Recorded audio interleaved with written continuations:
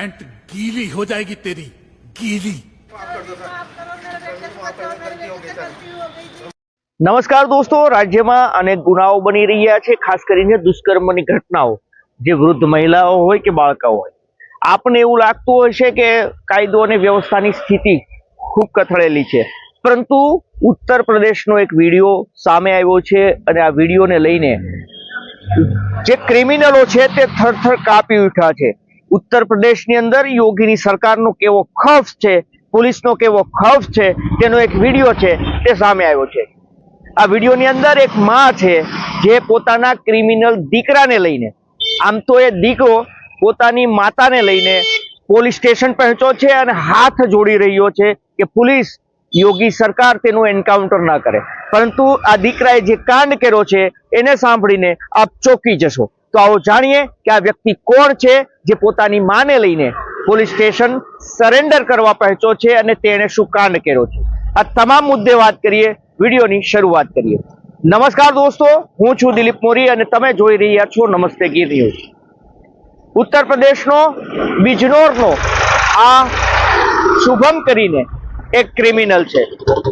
આ ક્રિમિનલ પોતાની માતાને લઈને પોલીસ સ્ટેશન પહોંચ્યો છે અને પોલીસને બે હાથ જોડીને પ્રાર્થના તેની માં કરી રહી છે, આ વ્યક્તિ કરી રહ્યો છે કે તેમનું એન્કાઉન્ટર ના કરવામાં આવે. આ વ્યક્તિ અન્ય કોઈ નહીં પરંતુ એક ગેંગનો સદસ્ય છે. જી હા દોસ્તો, ઉત્તર પ્રદેશની અંદર લવી નામના શખ્સની એક ગેંગ છે અને આ લવી ગેંગનો સદસ્ય છે. આ ગેંગના કારનામા જાણીને આપ ચોંકી જશો, જે અલગ અને અનોખી રીતે ક્રાઇમને અંજામ આપતી હતી.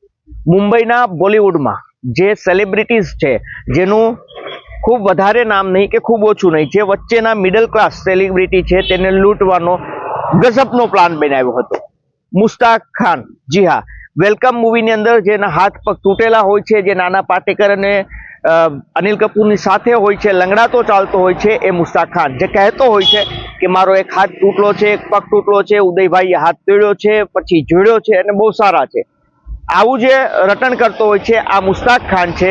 જે આ સેલિબ્રિટીઓ છે તે નાના મોટા જે ફંક્શનો હોય છે ત્યાં રૂપિયા લઈને આવતા હોય છે. આ રૂપિયા લઈને તે એક દિવસ માટે આવે છે, તેને એક દિવસની ફીસ હોય છે 2 લાખ રૂપિયાની આસપાસની. આ ફીની તે માગણી કરે છે, તેને એરપોર્ટ જવા આવવાની ટિકિટ આપવામાં આવે છે. 1 કલાકનો તેનો કાર્યક્રમ હોય છે ને મુંબઈથી આવીને જતા રહે છે. હવે મેરઠની અંદર આ જે લવી સિંહ છે, આ લવી સિંહની ગેંગે આવા લોકોને લૂંટવાનો પ્લાન બનાવ્યો. લાંબા સમયથી આવા લોકોને લૂંટતા હતા. મુસ્તાક ખાનની કહાની સામે આવી છે. મુસ્તાક ખાનને ફોન કરવામાં આવે છે, તેને કહે છે કે 1 કલાક માટે બિજનોર આવવાનું છે, તમારે કાર્યક્રમમાં હાજરી આપવાની છે ને તમારી ફીસ બોલો. 2 લાખ રૂપિયા જેવી ફીસ કહી છે. 50,000 રૂપિયા ટોકન આપવામાં આવે છે અને એ ટોકનના પૈસા આવી ગયા એટલે ડીલ ફાઇનલ થાય છે. ત્યારબાદ કાર્યક્રમમાં આવે ત્યારે પૈસા બાકીના આપવાના હોય છે. તેની ટિકિટ આપવામાં આવી હતી. મુસ્તાક ખાન છે તે મુંબઈથી દિલ્હી આવે છે. દિલ્હી આવ્યા બાદ આ ગેંગના 2 સદસ્યો છે જે એરપોર્ટની બહાર તેની વેઇટ કરતા હોય છે, જે કારમાં બેસાડીને લઈ જાય છે. કાર આગળ જાય છે અને વચ્ચે અન્ય કાર બદલાવવામાં આવે છે, જેની અંદર વધુ 2 લોકો ચડે છે. મુસ્તાક ખાનને કાર બદલાવ્યા બાદ તેના કાન ઉપર બંદૂક રાખવામાં આવે છે અને કહે છે કે તું કિડનેપ થઈ ચૂક્યો છે, ચૂપચાપ બેઠો રહે, અવાજ ના કરતો. મુસ્તાક ખાન એ ગાડીમાં બેઠો રહે છે, તેને કપડું ઓઢાડી દેવામાં આવે છે, એક અવાવરું મકાનની અંદર લઈ જવામાં આવે છે, જ્યાં તેને રાખવામાં આવે છે, તેને ધમકાવવામાં આવે છે, તેને મારવામાં આવે છે. તેની પત્ની પાસેથી પૈસાની ડિમાન્ડ કરવામાં આવે છે. 2-3 લાખ રૂપિયા લઈ લેવામાં આવે છે. પરંતુ આ લોકો રાત્રિના સમયે દારૂની મહેફિલમાં ચૂર થાય છે અને મુસ્તાક ખાન છે વહેલી સવારે ભાગવામાં સફળ થાય છે. એક મસ્જિદની અંદર જાય છે. મસ્જિદમાં ગયા પછી ત્યાં વાત કરે છે અને પોલીસને જાણ કરે છે અને ત્યારબાદ તે મુંબઈ પહોંચે છે, પોલીસ સ્ટેશન પહોંચે છે. પરંતુ પોલીસને એ વાતમાં હસી આવે છે. આવો જે કિસ્સો સુનિલ પાલ, જે કોમેડિયન છે, જે દેશની અંદર જેનું નામ છે, એમને પણ આ રીતે ચારો ફેંકવામાં આવે છે 2-5 લાખનો કે તમને એક પ્રોગ્રામમાં આવવાનું છે. એ પ્રોગ્રામમાં આવે છે, એને પકડી લેવામાં આવે છે, તેની પત્ની પાસે ફોન કરવામાં આવે છે. 8 લાખ રૂપિયા તેના ખંખેરી લેવામાં આવે છે. 8 લાખ રૂપિયા લીધા બાદ તેને 20,000 રૂપિયા પાછા આપવામાં આવે છે, જેથી કરીને મુંબઈ જઈ શકે. એની પત્ની છે જે મુંબઈ પોલીસમાં ફરિયાદ નોંધાવે છે.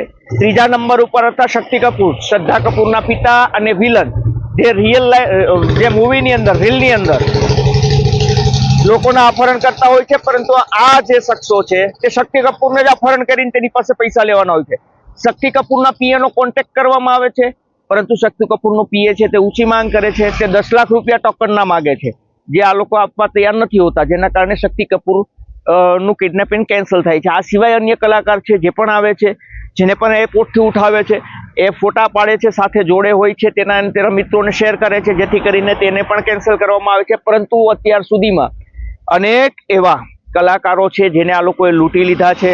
મુંબઈ પોલીસ આખરે જાગે છે અને મુંબઈ પોલીસ તપાસ શરૂ કરે છે, મેરઠ પોલીસને જાણ કરે છે. એ સિવાય એક જે નંબર છે આ લોકોને કોન્ટેક્ટ કરતા, એ નંબર ઉપર મુંબઈ પોલીસ તપાસ કરે છે, તો એમાંથી ટ્રાન્ઝેક્શન થયેલા હોય છે. તો ટ્રાન્ઝેક્શન છે તે બિજનોરના કોઈ જ્વેલર્સની નથી, લાખો રૂપિયાનું સોનું લીધું હોય છે, સામે આવે છે. એ જ્વેલરનો મુંબઈ પોલીસ કોન્ટેક્ટ કરે છે. પરંતુ હાલ જે દેશની અંદર ડિજિટલ એરેસ્ટમેન્ટ ચાલી રહ્યું છે, તો મુંબઈ પોલીસનો જ્યારે ફોન આવે છે ત્યારે હસે છે સોની. એ કહે છે કે આપ અમને ઉલ્લુ ના બનાવો, અમે બધું જાણીએ છીએ, આપ ડિજિટલ એરેસ્ટ વાળા છો. મુંબઈ પોલીસની વાતને કાપે છે. મુંબઈ પોલીસ ત્યારબાદ મેરઠ પોલીસને લઈને ત્યાં જાય છે અને ત્યારબાદ જાણ થાય છે કે આ તો ખરેખર કલાકારોને લૂંટીને જે પૈસા આવે છે તે સીધા ટ્રાન્સફર કરાવે છે સોનીના ખાતામાં અને સોનું ઉઠાવી લે છે. તેના સીસીટીવી ચેક કરવામાં આવે છે, તો તેમાં લવીપાલ સામે આવે છે. હવે લવીપાલને મુંબઈ પોલીસ ના ઓળખતી હોય, પરંતુ એ માસ્ટર માઇન્ડ હોય છે, ઘણા બધા ક્રાઇમ તેને કર્યા હોય છે. મેરઠ પોલીસ ઓળખી જાય છે કે આ લવીપાલ છે. લવીપાલની ગેંગની શોધખોળ શરૂ થાય છે અને લવીપાલના ગેંગના 2-3 સાગરીતોને પકડી લેવામાં આવે છે. લવીપાલ અને અન્ય સાગરીતો ફરાર હોય છે. લવીપાલનું હાલમાં જ એન્કાઉન્ટર થાય છે, હુમલો કરે છે પોલીસ તેના ઉપર, પગમાં ગોળી વાગે છે ને 3 લોકો અન્યને પણ પોલીસ દબોચી છે લવીપાલ સાથેના.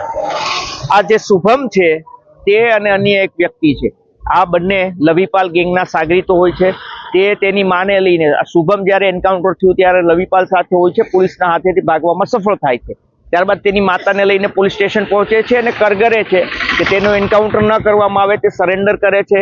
યોગી સરકાર તેનું એન્કાઉન્ટર ન કરે. આ જે ગેંગ હતી 10 લોકોની, તેમાં અલગ અલગ વહેંચાયેલા હતા કામ. લવીપાલને કલાકારોને ફોન કરવાનો હતો, તેને ચારો ફેંકવાનું કામ હતું. અન્ય જે ગેંગના સાગરીતો છે તે એરપોર્ટે ઉપતા હતા, ત્યારબાદ અન્ય લોકો વચ્ચે ગાડીઓ બદલાવીને અન્ય લોકો શિફ્ટ થતા હતા, ત્યારબાદ જે ઘરે લઈ જતા હતા ત્યાં અન્ય 2 લોકો હતા.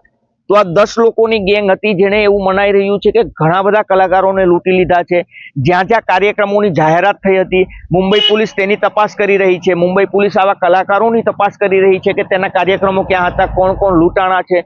તો અનેક નામો સામે આવ્યા છે, પરંતુ હવે આ ગેંગ ઉપર કાનૂને સકંજો કસ્યો છે અને સકંજો કસતા યોગી સરકારની જે ધાક છે, ઉત્તર પ્રદેશ પોલીસની જે ધાક છે, તે હવે સામે દેખાઈ રહી છે કે એક ક્રિમિનલ છે તે પોલીસ સ્ટેશન આવતા કેટલો ફફડે છે, તેની માતાને સાથે લઈને આવે છે. તેને લાગી રહ્યું છે કે તેનું એન્કાઉન્ટર કરી દેશે. તો દોસ્તો, આ કંઈક અલગ જ કહાની હતી કલાકારોને લૂંટવાની. આવા કલાકારોને લૂંટે છે, જેથી કરીને આવા કલાકારો શરમના માર્યા કોઈને કહે પણ નહીં, અને અનેક લોકોને આ રીતે લૂંટી લીધા છે. પરંતુ હવે આખો પર્દાફાશ થયો છે અને પોલીસ છે તે આવા લોકોને શોધી રહી છે. 25-25 હજાર રૂપિયાનું આ લોકો પર ઇનામ પણ હતું. અને હવે આ ક્રિમિનલો એન્કાઉન્ટરના નામથી ફફડી ઉઠ્યા છે ને હાથ જોડીને પોતાની માતાને સાથે લઈને પોલીસ સ્ટેશન સરેન્ડર કરવા આવ્યા છે. આપને વિડીયો કેવો લાગ્યો આપ અચૂકથી અમને પ્રતિભાવ આપજો, અને આવા જ વિડીયો જોવા માટે આપ અમારી યુટ્યુબ ચેનલ નમસ્તે ગીને સબસ્ક્રાઇબ કરો. અગર આપ આ વિડીયો ફેસબુક અથવા ઇન્સ્ટાગ્રામ પર જોતા હોય તો ફોલો કરો. ફરી મળીશું નવી કહાની સાથે, ત્યાં સુધી રજા આપશો. ધન્યવાદ.